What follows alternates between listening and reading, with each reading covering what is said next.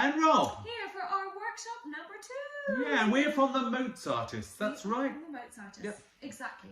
Now, in our last session, we learned all about a composer called Mozart and some of the music he wrote and also his travels around Europe, in particular London. This time, we're going to look at the story of the opera he wrote when he was 11 years old called Apollo at Hyacinthus. But first of all, let's warm up. Yep. Okay, I'm sitting down whilst I do my warm-up. You can be standing up if you want. So if you want to stand up, I'm going to give you 5 seconds to find a new spot. 5, 4, 3, 2, 1. That was very quick seconds, wasn't it? Anyway, I'm sitting down and I'm making sure that I'm perched at the end of my seat and then I'm sort of elevated a little bit, yeah? Let's just roll our shoulders back quickly, roll them forward, take our shoulders up to our ears, and drop our shoulders and let the air out. And this time raise our shoulders. And when we drop our shoulders, we're going to make a funny horsey noise like this. That was absolutely delightful, Lucia. So the first sound I want you to make is this. Shh, shh, shh. Try that. Shh, shh, shh. And I went to my left-hand side. That may look like your right-hand side. Just go to your left-hand side. So that's the first sound. Shh, shh, shh. And the second sound is a s, s, s. And we're going to put them together like this. Shh, shh, shh. Now, I know this is a little bit sad, but I find myself being a little dance move with it as well. Okay. Now, find your belly buttons, and we're going to make those same sounds again, and you're going to see what happens to your belly when you make those sounds. Here we go. What happened to your belly? Mine was going in and out like this. Mine was wobbling a lot. Yes, that in and out. Yeah, that sense of connection to your body is really important because this is our instrument. I want you to make this next sound. Off you go. Now the next sound I want you to make is this. Ah.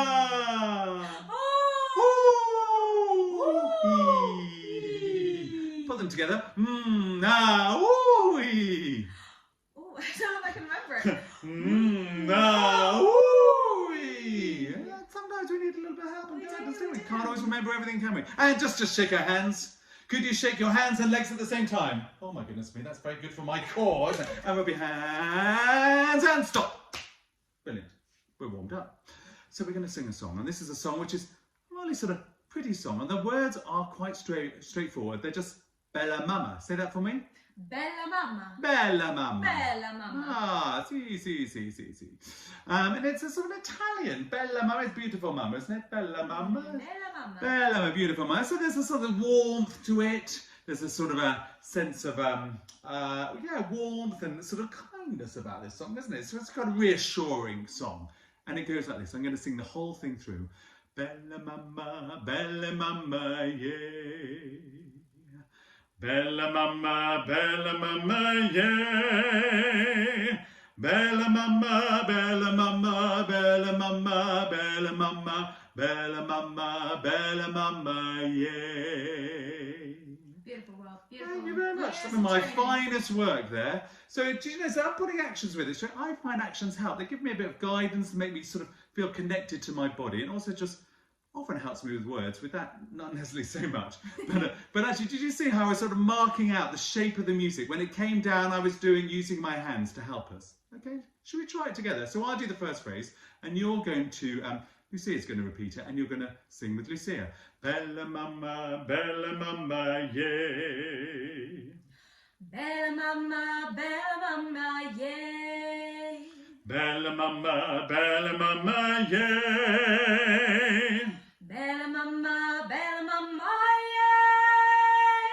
Bella Mama, Bella Mama, Bella Mama, Bella Mama. Bella Mama, Bella Mama, Bella Mama, Bella Mama. Bella Mama, yeah.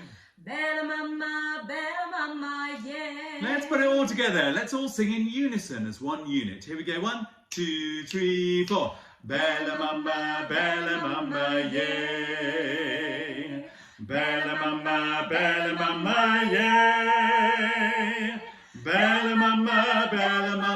Bella Mama, Bella Mama, Bella Mama, Bella Mama, yay. Can I just say, we were so well coordinated. We'd be like Little Mix. Oh yeah. I know, we were just... basically are the same. We are One Direction, Little Mix. We all rolled into one. So, do you know what? You can do that piece as a round. So, I'd love it if you could split your group into two. So you're going to be Team Rob or Team... Lucia! Whoop! Yeah, calm down, Lucia. Don't get so excited. And we're going to do it as a round. So our group is going to go first, and then Lucia's group is going to go second. Now, we're just going to give you a moment to sort yourselves out. Off you go.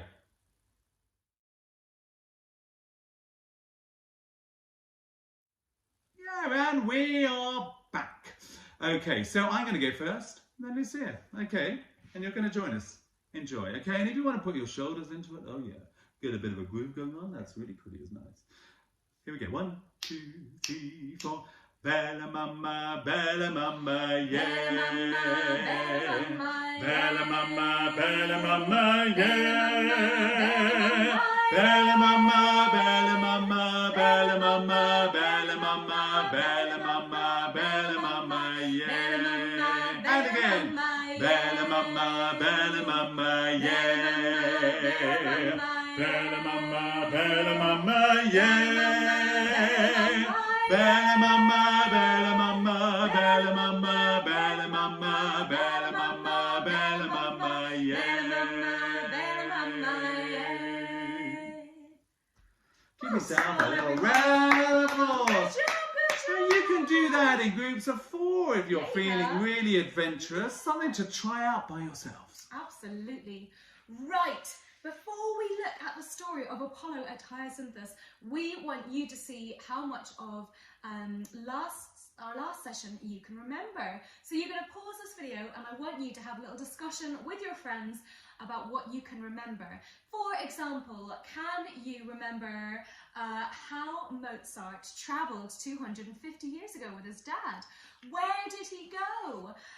What did that mean prince do who didn't believe Mozart could write such beautiful music? So pause this video and see how many facts you can remember from our last session.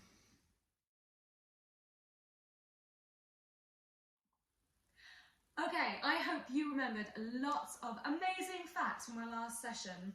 Right, now it's Rob's turn. We're going to give him a timer of 30 seconds and see how much he remembers. So, dramatic music, and timer of 30 seconds starting now. Can I just say I haven't practiced it yet? 1756 was when he was born. He was born in Austria and then travelled around Europe for 9 years with his dad. Now, on his travels, he met kings, queens, emperors, empresses, lots of famous people.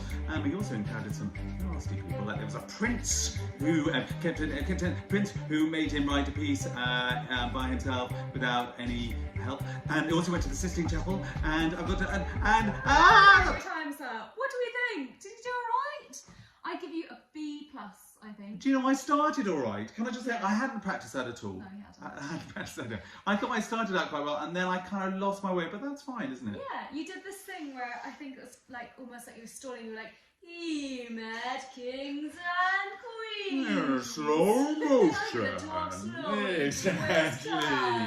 Exactly. Anyway, well done, Rob. Thank you very much. B+. I'm happy with a B+. Yeah. I mean, you know, there's something to strive forward, isn't there? Something, you know, you can always get better. Yeah, well done. Right, before we look at the story of Apollo at Hyacinthus, we're going to recap some of the music from it. Thank you. So here we go. We're just going to sing it through.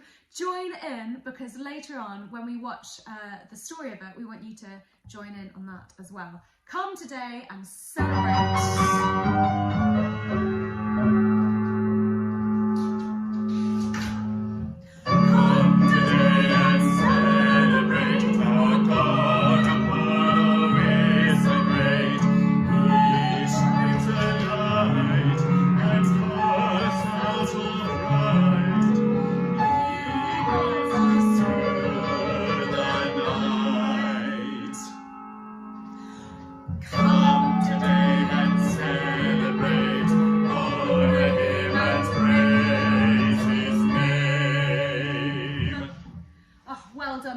I started off pretty high and then came down lower.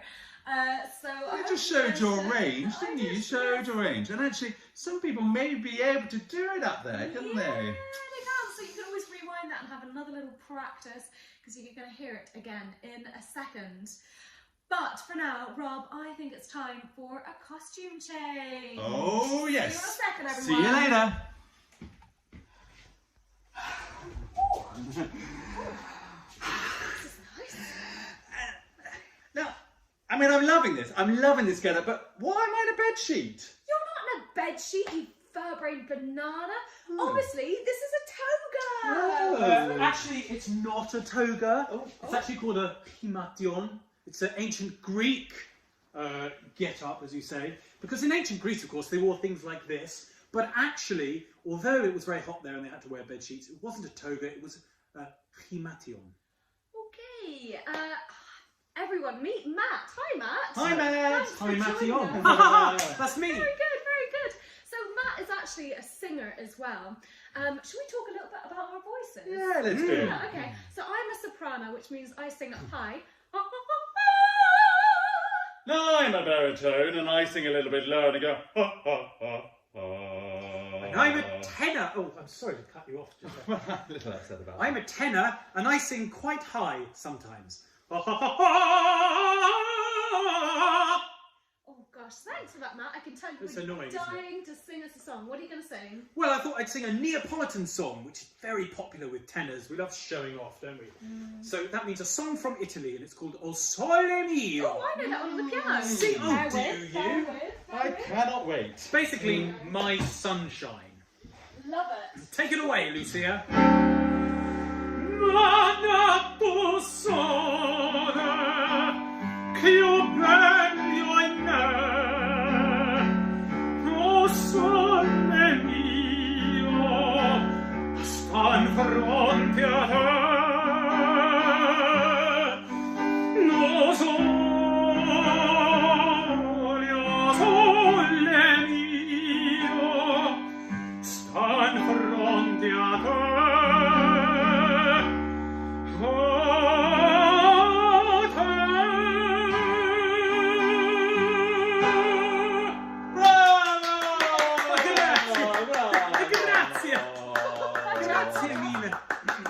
Right, well, thanks for that, Matt. That was lovely. That was lovely.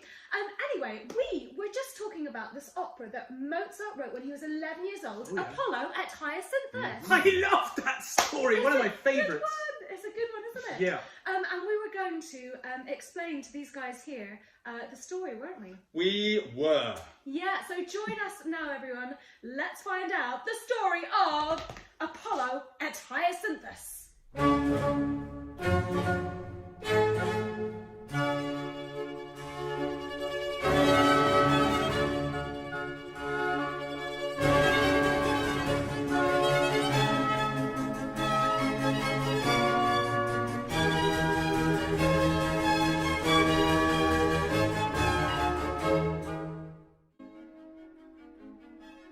The king has gathered his subjects to give thanks to the god of light, Apollo. I am your king, and a great one at that, and we're here to celebrate the life of the god Apollo. Yes, and by my side I have my daughter, Princess Melia. Yes, looking wonderful, and to my right I have my son, Prince Hyacinthus. It's hard to say that one, isn't it? Well, not my fault, Father. Yes, I apologise for that. Anyway, we're here to celebrate the life, and we need to celebrate with a song, don't we? Come on, let's... Come today and celebrate our God Apollo, he is so great. He shines our light and casts out all fright. He guides us through the night. Come today and celebrate, honor him and praise his name. Apollo! Oh, God, thank goodness I've got loads of great... Little does the king know that the great Apollo himself has appeared at the celebration, disguised as a shepherd. Princess Melia spots the handsome shepherd and instantly falls in love with him. Apollo also falls in love with her. Hooray! He asks the king for her hand in marriage. When Princess Melia hears this, she is over the moon.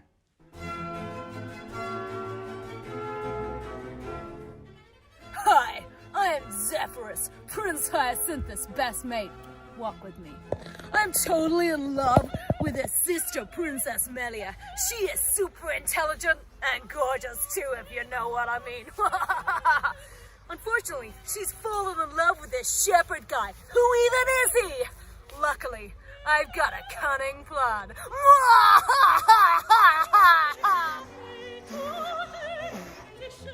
Apollo, Hyacinthus and Zephyrus are throwing discus.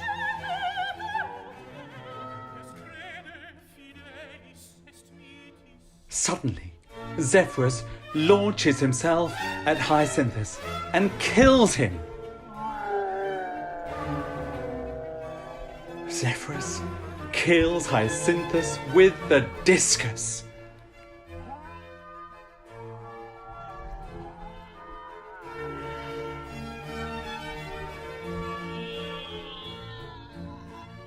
After he kills Hyacinthus, Zephyrus rushes to the king and princess. Princess Melia, I bring terrible news. Prince Hyacinthus was killed by that shepherd guy with this discus.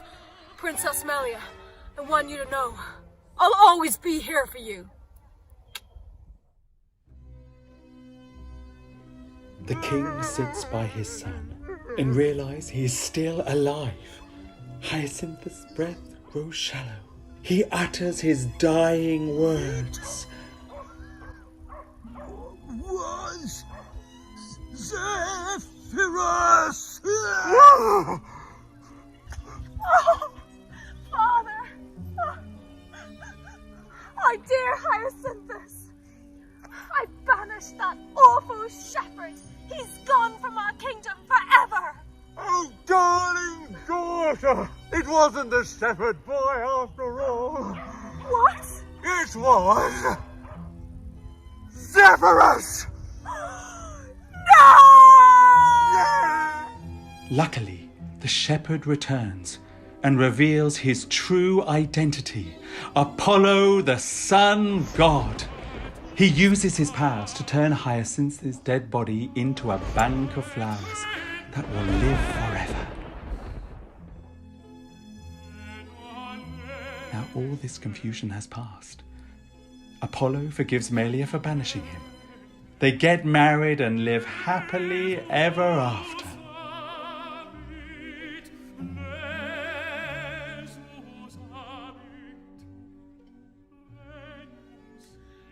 Oh, what an amazing story! I'm actually a bit emotional. Oh, because of Hyacinthus. It was just, yeah, it really moved me. Yeah. Yeah, well, that's a good point actually, Matt, because there were so many emotions in this story, weren't there? He'll be okay. And actually, after this workshop, what we'd love is if you in your class, with your friends, could discuss all the different emotions that the characters went through in the story. Do you know what I also loved? I also loved playing with the discus. We had such a hoot, didn't we? So much fun. Such a hoot. And now, I want to know what other games they used to play in ancient Greece. Think on that, guys. Ponder. Absolutely, absolutely. Well, it's been a blast, everyone, and we will see you next time for another workshop, our final one, in which we'll learn a little bit about the instruments that play in the music of Mozart's opera Apollo et Hyacinthus. Bye! Bye!